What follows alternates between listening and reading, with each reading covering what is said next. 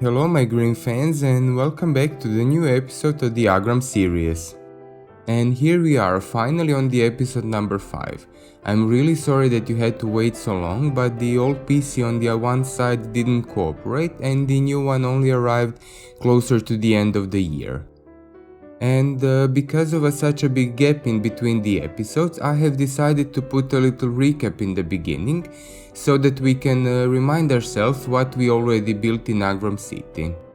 So let's go, and after that we can continue with the episode number 5.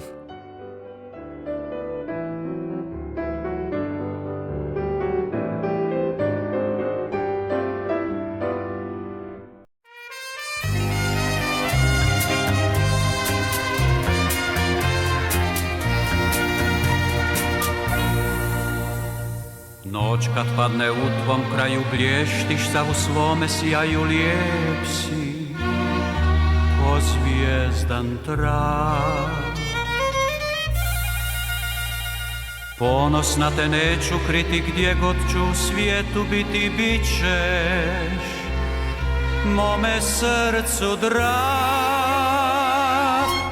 O bijeli Zagreb grad, u tebi svatko hoće živjet rad, pa bilo da je u te došo tek, ili živi ovdje vijek.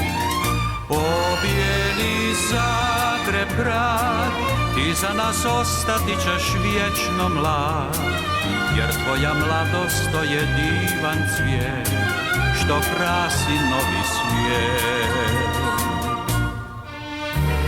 Ti lijep si kad u tebi miriše proljetno cvijeće, ti lijep si kad srebreni snježak te pokrije sva. O dragi grade moj, za tebe pjevam ove pjesme poj, jer ti si meni radost, sreća sve i zato volim te.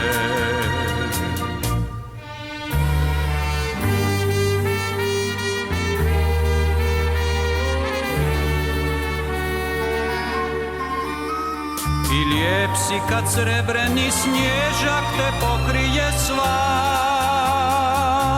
O dragi grade moj, za tebe pjevam ove pjesme poj, jer ti si meni radost, sreća sve i zato volim te.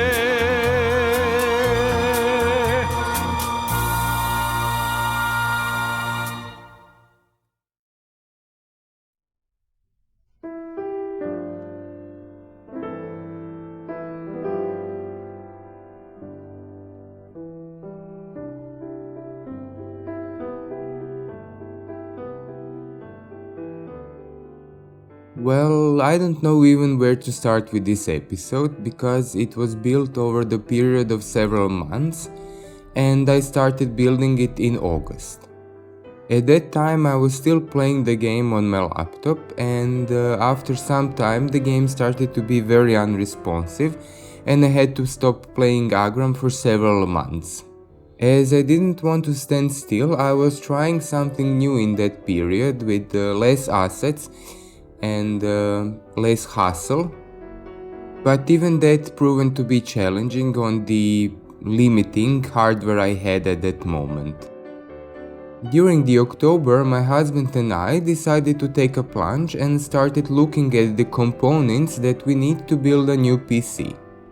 And to make the story short, somewhere in December, after 2 months of preparation and buying parts, with the help of our friend, we finally had the proper PC. But let's start to talk about the episode, because at that moment in August I was thinking what could I build, and the pedestrian part of center of Zagreb was the best choice. And because this part of center of Zagreb is so different than the rest, I had to use a lot of custom PO work to achieve the same look and feel of the real place. Among citizens of Zagreb, this part is known as Špica, and this is one of the most important parts in the center of Zagreb, because a lot of people go there to meet with friends or to go to shopping, because this area is full of shops and cafes. The area consists of several streets and a square, and that was something I built first because I wanted to achieve that custom tiling, and I did that by using custom textures and POQ. The square in that area that we all like to call Cvjetni Trg or Flower Square was made in 1897 by demolishing the block of building that stood there. The square at that time got the name Trg Petra Preradovića, but during Yugoslavia it was called the Square of Brotherhood and Unity. And even though the square has the same name as from the period when it was built, we are more fond of calling it Cvjetni Trg because of the flower shops that occupy the space and make it much nicer. The square is also important as it is location of many important buildings designed by very famous architects of the time, as well as the Orthodox Church that was built in 1866. The final shape it got in 1930s when, by the words of Snježka Knežević, it became a lively and populated urban place in Zagreb. In 1995 the square got its renovation and change of urban equipment, but people of that time were not very satisfied because they thought the square lost its charm and beauty. Later on, in 2007, entrepreneur Horvatinčić, with the new plans of renovations, proposed a plan of demolishing some buildings for a new multi-story building and commercial center that caused many people to protest against it.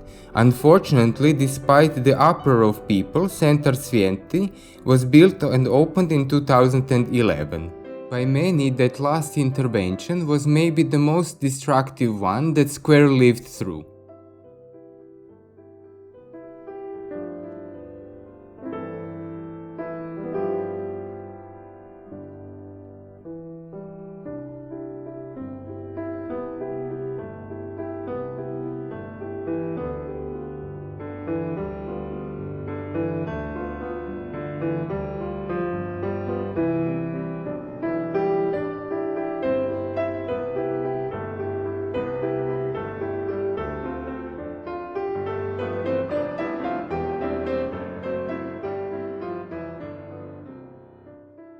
Of course, my interpretation of the square wouldn't be complete without the famous flower shops. I used a lot of different parts and props to get this shape of the flower shops, as well as I made a lot of buckets filled with flowers in different colors. The flower shops are all decorated from the outside and the inside, and because I was not that careful, I had to fix them several times. Despite that, I do think that this might have been a blessing in disguise, because I did change a little bit in that period when I was not building Agram. Some of the mistakes I had were that some flower pots were ever so slightly flying off the ground, and the second larger problem was that some scaling issues between prop people and some tulip pots where tulips were almost the size of a human. One thing I would also like to mention was that at that period some new mods were becoming stable versions, like a new prop and tree energy, and they became also the need and the reason to fix some things. And even though I had to fix some things, I still have to say thank you to Keystar for making the mods, because they are really great and have really good features, and I couldn't miss out on them. The final shape and form of the flower shops you will see in the cinematics was achieved during the whole build, because I was adding and changing stuff on the go. As you might see on the screen right now, the preparation of buckets and flower pots at some points were not that easy, because some of the parts I was able to copy paste and just change the color of the flowers, but some parts were not that easy, so I had to make them fully custom because of the restraints of the plants I was using at that time. Also later on, with the help of our new PC, I was able to use the mod that turns all the plants and trees into prop versions of them, and by doing so I was able to PO them and use white tulips to get more variety out of the same plant. Unfortunately, I didn't record all the new techniques I used in this episode, but I am seriously thinking that I should make a new map where I could make smaller and shorter videos with the techniques I learned so far. And in doing these straightforward tutorial kind of videos, we could even get something nice out of it, but I still need to see in my schedule where I can fit them and do I even have time to do them.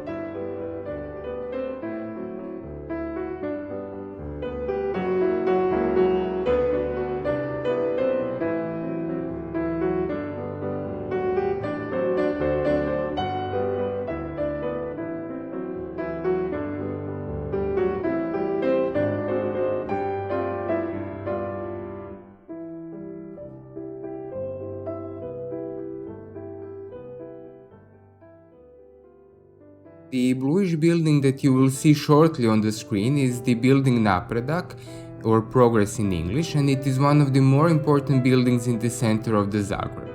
The building was designed by Stjepan Planić and it was built in 1936. Sensual and curvy building in powder blue color was ordered by Napredak, a cultural association that catered for the needs of Croat community in Bosnia. The stubby protrusions that run around the crown of the building are supposed to reflect the cogwheel motif that formed part of the association's crest. In the vicinity of building Napredak we also have one more important location, and that's Hotel Dubrovnik. It was very important for the history of Zagreb and Croatia. Hotel Dubrovnik was built in 1929 and at first it had the name Hotel Milinov. The older 5-story part of the building was built in Art Deco style, and in 1937, in newly renovated ground floor, they opened Kavana. Kavana is a much nicer word for a coffee shop, and it was a place where people would meet, read newspapers and drink predominantly coffee, but in some you could order other drinks as well. Hotel Milinov in 1940 was sold to the company called Dubrovačka plovidba that gave it the name that it has today, and that is Hotel Dubrovnik. The hotel had several renovations, most notable in 1972 and 1982, when in Gajeva Street they decided to build a new wing of the hotel in a modern style with a glass facade. Because of the unique design that hotel has, I had to build it all out of PO. But unfortunately I lost all of the footage, so you will only be able to see it in the cinematics more closely. Later on at some point I also decided to rebuild the old part of the hotel because creator of assets called Zarix released his modular Italian pack that was perfect to do that. In this part of the video you can actually see me use some of the techniques I was mentioning earlier, which I used to make shops and coffee shops more integrated with the buildings. With some of the small commercial buildings I was using the technique that I would like to call stretch, pull and squish, because by doing so I was able to integrate them better with the residential buildings that were bases for the blocks. I didn't leave in every possible shop that I built in the video, because that would mean that the video would be 5 hours long at least, but I did leave some that I thought that might be more interesting.